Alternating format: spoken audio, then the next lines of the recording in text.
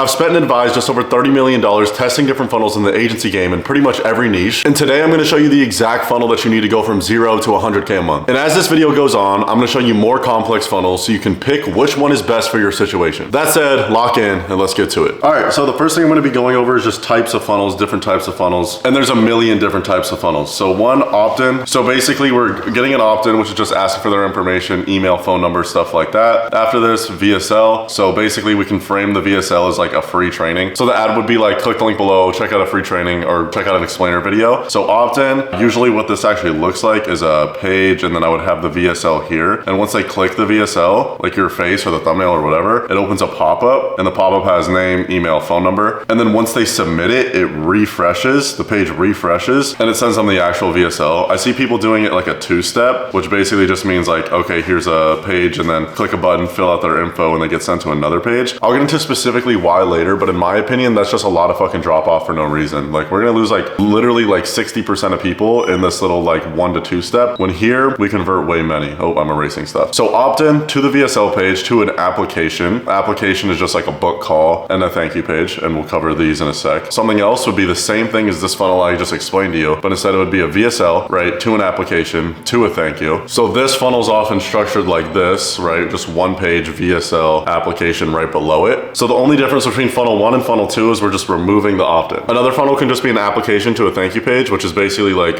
I'll go down here to show you guys. It's just one page, book a call, and then sends them to a thank you. Next, opt-in to DSL to application to thank you. This is the same thing as the first funnel. So they opt in, right? They see the page, they try and click it, they fill out their info. After the pop-up, they get refreshed to the DSL. The only difference between a VSL and a DSL is a deck slides letter, which basically just means instead of like a video, it's just a slide deck. Now to quickly cover the pros and cons of a DSL is basically a VSL, it's usually longer, it's usually easier for the person to understand. Like if I'm doing a VSL, I'm able to explain and I'm able to narrate. But with a DSL, that's not the case. I can't narrate what's happening. So a DSL, since it's just slides, it's way easier for the consumer to actually navigate and go through. So a DSL dialed in can work way better. It's just harder to test because how are you able to get the same point across versus them going through it in slides and you like narrating? Like obviously the narrator is going to be able to communicate it way better. But if your offer is really simple and it's really logical and less emotional, like a DSL is going to work better. Because imagine you have like a 20 slide DSL just going over like case studies, a little bit of your mechanism and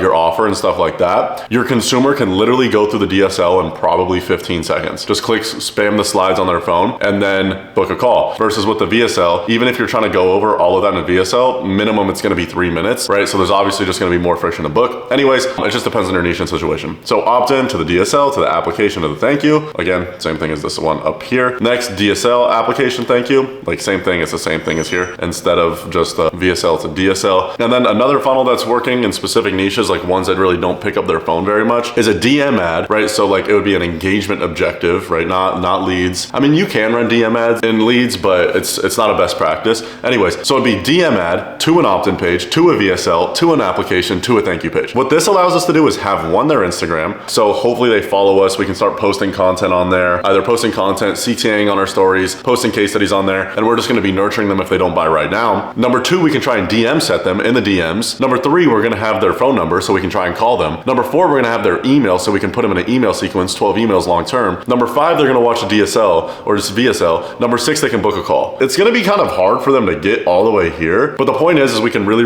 spam our leads and nurture them, whether that's through their Instagram profile and everything like that. The thing I do like about DM ads is just as like a side tangent. You can see how qualified a lead is off of their Instagram profile. But DM ads are hard to track, and I would say that's the con. But like if you're in a niche like targeting like e-com stores, like or clothing brands, or like someone that doesn't really pick up the phone, maybe like a younger demographic, for example, solar and like traditional like home service stuff like that. Like, dude, I'm doing lead forms, I'm doing opt-in pages all fucking day because those guys are on their phone all day. But if I'm in like, and then like if I'm targeting agency owners in an ad, let's say, like I would not run an opt-in page because I know I'm never answering my phone from somebody I don't know. So anyways, what are the best non-negotiables and practices that you're going to need to have in order to go basically run a funnel, a paid ads funnel, or even have an organic funnel going on or something like that? Number 1, you're going to need to have an offer that converts on cold traffic.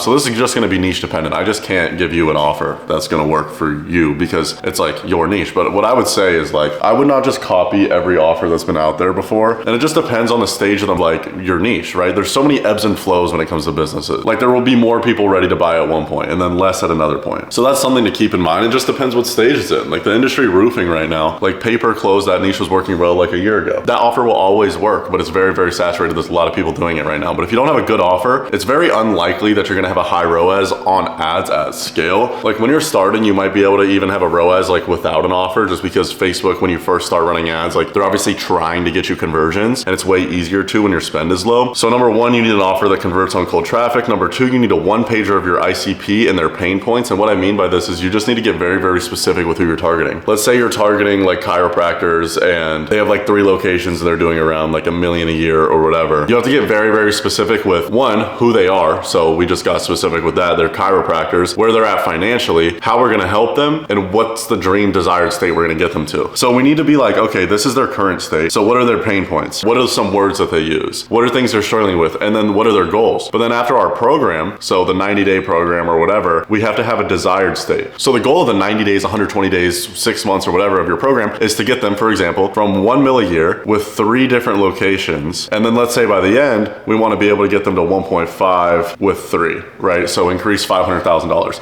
Now, this is just a purely example. But if we don't have a very clear goal on where they're at when they get started, first off, we're not going to be able to target the right people with our messaging because we're not going to know what words they use, and we're not going to have extreme clarity. But when we do have this one pager of like their pain points and everything like that, it's super easy, but we're going to get the cheapest results, the best ROAS, and the best results for our clients if we're only targeting one type of person. So we target this one type of person and we want to get them to this one desired place. And I want you to make a document fully explaining on who you're targeting, what their pain points are, what words they use, and where we're taking them. And then from there, for your backend and fulfillment, something that will help is if you just have these activation points, right? Boom, boom, boom, boom, boom, right? So for example, we have an offer for agency owners at 10K a month, and we want to get them to 100K a month, hitting consistent 100K months. So right here for us, it would be 10K a month, right? And these people use words like maybe like ROAS or churn or stuff like this. Maybe they're getting shiny object syndrome, they're decent at sales, they're decent at marketing, but they can't seem to get like 8 book calls on their calendar that are actually qualified. Maybe they're not showing up, or maybe their backend isn't good enough to have like a high LTV, whatever. These little points right here are activation points with your backend. So let's say this first activation point, like they have to be non-negotiables to hit 100K a month. So if 10K a month's there and 100K a month is here, okay, so maybe we're gonna do done for you ads, or we script them for you, and then we launch them for you, and then we help you manage them so we can get them done as fast as possible because we already know what works in your industry, right? Maybe we need to be testing ads in all industries, so no matter who comes to us, we need to make sure that we have the exact ads that work in that industry rather than just other ones, right? And then you guys can do this like all throughout the process. Like other examples would be like a conveyor belt system that basically has an LTV over $10,000, like stuff like that. But I'm not gonna go through the whole thing right now, but you guys get the point. So this one pager is super important so we can have the proper messaging to get to the right people in the ads and the organic or whatever type of outreach we're doing. And then number 3 is we're gonna target these people, the chiropractors at $1 million a year in 3 locations, and deter everyone else. Marketing is literally about making an offer that is attractive to your one ideal client profile, your one person, one type of person that you're helping, and getting everyone else to fuck away from what you're offering. Now, if you're seeing people like Cole Gordon, Alex Hormozy put things like, if not, leave this page. Are you an agency owner above 10K a month? This is what Cole Gordon would, or 25K a month, I believe, or Kai Bax, I believe he does this too. If you are not, leave this page, like do not come here. And the reason why, because every time someone quote unquote unqualified converts on your ad, then Facebook is literally just learning upon like bad data. It's just like, oh, this unqualified lead converted. Maybe I need to get more leads like this. You know what I mean? Because Facebook doesn't know if people close or not. But other than that, your ad shouldn't even be attractive to somebody quote unquote unqualified or not within your ideal client profile. I'm targeting agency owners above 10K a month on ads. And I'm using words like churn, I'm using words like LTV, I'm using words like ROAS. If I'm using these words, then I'm inherently targeting somebody probably at least above 5K a month because they even know these words. But this is something called adding a floor to your offer, which I think I'm gonna talk about later. I think I have in the iPad. And let's say I was running an offer to agency owners and I was basically like, hey, I'm gonna get you more appointments, right? I'm targeting everybody. I'm targeting the people that mostly are under 50K a month, probably even 20K a month. Because if you're 20K a month, you don't really need to book more appointments. I mean, you do, but it's like, you probably know how, unless you just don't know how to scale your ads or scale what you're currently doing. If you're at 20K a month, odds are you have something that already works and you just need help redoing it. But if I'm doing an ad that's like, I'm gonna help you book more calls, I'm gonna help you book more calls, likely I'm targeting somebody under 10K a month, under 20K a month, no matter what I'm saying in the ad because of the offer itself. But let's say I'm running an ad and I'm like, I'm gonna place agency owners, I'm gonna place a fractional CMO into your business. If I'm saying this, then I'm not targeting an agency owner under 100K a month because the offer has a floor. We're adding a floor to the offer. So that's something I would think about a lot when we're talking about qualification and getting everyone else away from our ads. Next, some ad creative best practices. Number 1, we wanna remarket testimonials for middle of funnel. Now, we all know that closing clients on cold traffic with ads isn't the easiest thing in the world. You know what I mean? Like, close rates are low, they don't trust you, they don't wanna put put a lot of money up front. It is what it is. But people from organic, people from YouTube, people from referrals and stuff are always the best. They show up credit card in hand, ready to buy. They're down to piff. They give you referrals and stuff like that. And like, it's not your client's fault. It's literally just the fact that you put an ad in front of their face or sent them a cold outreach, something like that. And then they're getting on a call with you the next day and you're expecting them to give you thousands of dollars. Like, it's going to be hard, right? And the odds are going to be slim. Some things we can do to fix that, not fix that, but help that, is we can set up a remarketing campaign targeting the people either top of funnel. Top of funnel would basically just mean like targeting the people who we've already put an ad in front of. Think about it like this. Now, I know I've gone over this a lot, but this is the top of funnel, right? Like the ads we're traditionally running. It's just going to be like all the direct response ads, all the ads that you guys are running. We're going to have a middle of funnel, which the point is to nurture. And then we're going to have a bottom of funnel, and the point is to convert. And so the middle of funnel, we only spend like $3 to $5 a day. And this is going to help so much because we don't need a lot of spend, because if you think about it, it's only going to be a small amount of people. It's only going to be like 1,000 people. The reason why top of funnel has so much spend and why we should spend the most is because that's like what we're trying to reach, all new people. We're targeting everybody. With middle of funnel, we're only targeting like 1,000 people, the people that already saw the shit above. So if you guys have like case study videos, testimonials, like even screenshots, stuff in Slack, something like that, if we can retarget the people who have already seen the top of funnel stuff with the middle of funnel stuff and their testimonials, it's going to help with show rate, it's going to help with close rate, it's going to help with everything. Something else that's going to help with the same thing is we can remarket the people who book calls, right? So let's say they saw the ad here, and this is like a timeline. They booked a call here and their call is here. There's something Google came out with called the 7-11-4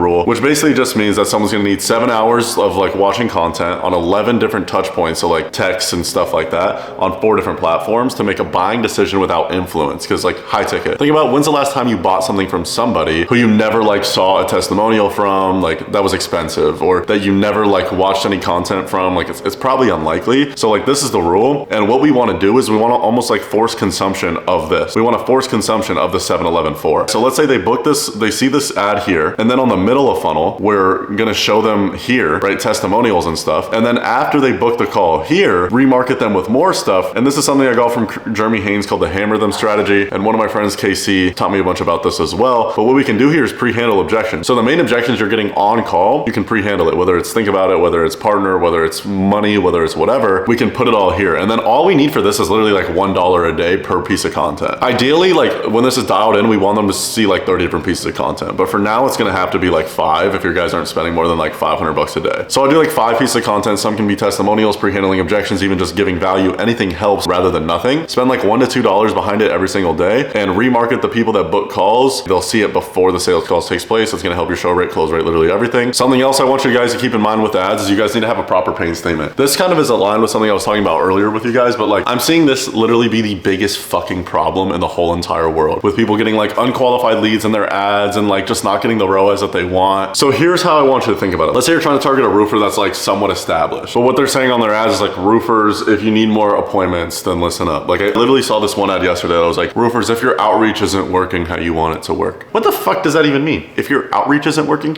Number one, that goes back to the one-pager shit I was talking about earlier. What roofer uses the word outreach? That's an agency word. That's like using the word churn to a roofer. He doesn't know what the fuck that means. That ad is not going to work, at least not at scale. Maybe it'll make you $5,000. That's just not going to make you fucking any money worth fucking making at all. Some of these ads that people are putting out have really fucking pissed me off nowadays. But anyway, when you're saying that, you're in essence targeting an unqualified roofer, because you're out here saying, if you need more book calls. Number one, I wouldn't even say the roofer says the words book calls. I'd either say appointments, estimates, stuff like that. That's just not knowing your niche well enough, which is just poor messaging, poor framing, and that's a whole nother story. But I would just say, like, what if we did this instead? Like, I had a client do this. If you're a roofer closing over 10 jobs a month and you're tired of not giving your salesmen qualified appointments so they end up leaving you, then listen up. The reason why that's a good paying statement, while that's a good ad, is because here we're literally calling out someone without a sales team is not going to click this. And somebody with a sales team likely is going to have more money to be able to pay you higher ticket, be a better client, and have higher LTV. So in essence, I just make sure that you have a proper paying statement based on who you want to target. If we're gonna go to this old example with the chiropractors, 1 million a year in 3 locations, I'm not gonna sit there and call out on the ad,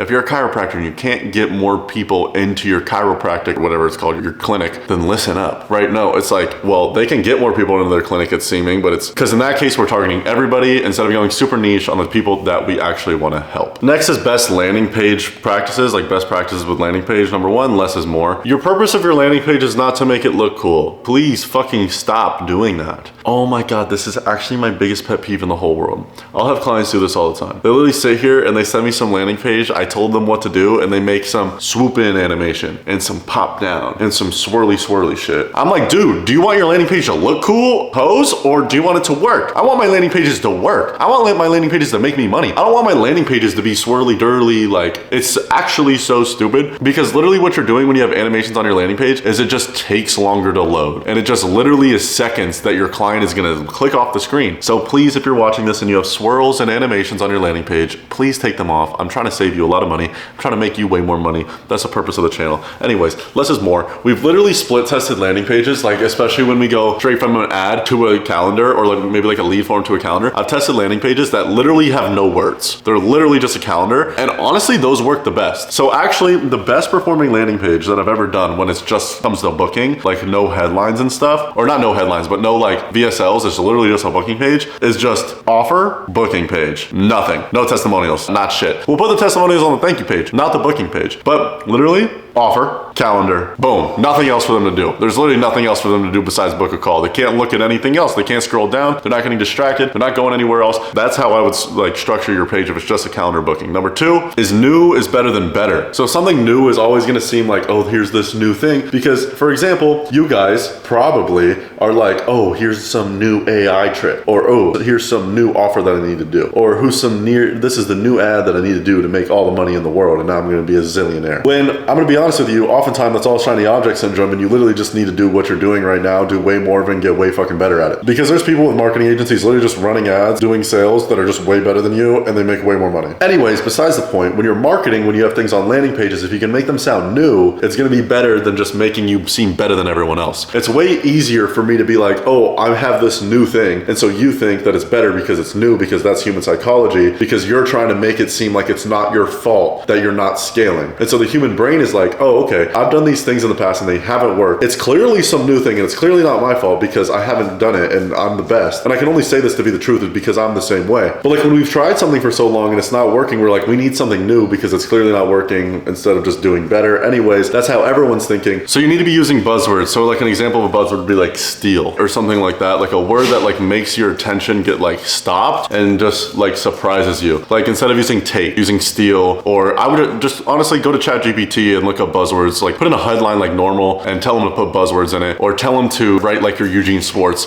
or Sabri Subi, and like honestly that'll help you way more than I could on this video right now. So like literally go put your headline in there like you would do it and then say your Sabri Subi and to rewrite it 30 times and make sure there's buzzwords in there, and honestly that's gonna help you way more. The idea of a buzzword is basically like, oh okay, this is gonna like take my attention and stuff like that. The number two is gonna be tangibles in the headline. This is why you guys have probably seen this a million times. You know what I mean? I'm looking for 5 who want to X in Y timeline. The tangible numbers almost adds like a goal to it, which helps a lot. So I would use tangibles as well. Those are 2 like cardinal sins, not cardinal sins, but those are 2 non-negotiables I would put in the headline. Kane, bro, either get on the couch or get off the couch. My dog's tweaking right now. All right, so next thing we need to do on the landing page is pre-qualify, right? So pre-qualify the people we want and pre-qualify the people we don't want, and then deter everyone who's unqualified. And so basically what I mean by this is, let's say we're targeting, again, this is just easy for me, agency owners, coaches above 10K a month or 25K a month. Number one, we need to be pre-qualifying on our ad that those are the only types of people we want. And then number 2, on the landing page, the first question that we need to have is, are you an agency owner or coach above 25K a month? And if they're not, what we need to do is we need to take them to a page where they're not qualified. We need to deter everyone who the fuck is not our ideal client profile. Because again, if we don't, it's literally just gonna teach Facebook that like to get us the wrong types of leads. We literally need to create as tight of a feedback loop with Facebook as physically fucking possible so we can get us the best leads possible. Next is the most efficient funnel to me and in my opinion, and the one that's gonna be the most likely to help you hit $100,000 months in the agency space. It's gonna be a VSL funnel with an application right underneath, only 1 page, no opt-in. People aren't really doing what they fucking need to be doing with opt-ins. If you have a sales team and you're calling your leads 8 times a day and you're really juicing them, I would say put the opt-in there, prove me wrong. We've done $100,000 months with opt-in. I've done it myself. My clients who have done it, nope, they were doing this. Because even the people who opt in but don't book, they're the least fucking qualified ones. Not like qualified, but they're the least intent. If somebody opts in but they don't book a call, odds are they don't need help right now, you know? So also something that I would way rather do is instead of opting in and us having their physical data, I would also just like to have their Facebook data and I can retarget them, and I'll make more videos about that. But yeah, long story short, this is the funnel I would run. So a VSL up here, this is just gonna like 90-second to 5-minute explainer with a headline like we were talking about in a pre-qualifier, roofers closing over 10 jobs a month, deal my XYZ that guarantees you Y. Your offer should also be in your headline. Apologies. VSL, I've had other videos about that, but basically very, very short. Who this is for, who this is not for, and then offer, and then social proof, and then unique mechanism. So like what makes you different basically, and then call to action. Should literally be 90 seconds, basically 2 to 5 minutes, 2 to 4 minutes if you're gonna have one here. It should just pre-handle objections, explain what you guys do, because the only reason somebody wouldn't book is if they had an objection to booking a call. Under that's gonna be an application page. Some softwares I like to use for this is Typeform and Calendly. I know you guys probably have GHL. GHL is not bad, but literally Typeform and Calendly were made to fucking do this. GHL is not made to book calls. It's decent at it, but Calendly's better because it was made for it. Yeah, that's what I would do. Yeah, those integrations work super well. I would say that's kind of like the best practice when it comes to like an application page, no matter where it is. And then boom, they book. There's like logic on this form, so if they're not qualified, then they get sent to a DQ page. So like I was talking about earlier, if let's say the first question should be, are you a roofer closing over 10 jobs a month? If they're not, they get DQ'd. If they are, they can book a call. The DQ page, whatever the fuck you want to put on there, is just some like free value, a case study or something like that. Something I've done on the DQ page that doesn't have is it's still a booking, but at the top I'll just be like, hey, this is $5 grand. If you're not okay with that, don't book. Anyways, after that they'll go thank you page. It's gonna be the VSL again. After that it's gonna be like confirm your call. So like take a screenshot of what it looks like to confirm the call. It's gonna be like steps. So it's like step 1, watch this if you haven't already. Step 2, confirm your call and click know the sender. Step 3, I would put case studies, and boom, there, 100K a month, easy, boom, there you go, millionaire. Dubai, yachts, Miami, boom, we're good. I'm playing with y'all, but I hope y'all enjoyed the video as always. I appreciate y'all for watching. Subscribe if I'm providing you value. Connect with me on IG. I got a link in the description. Send me a DM, let's connect, and I'll catch you guys soon.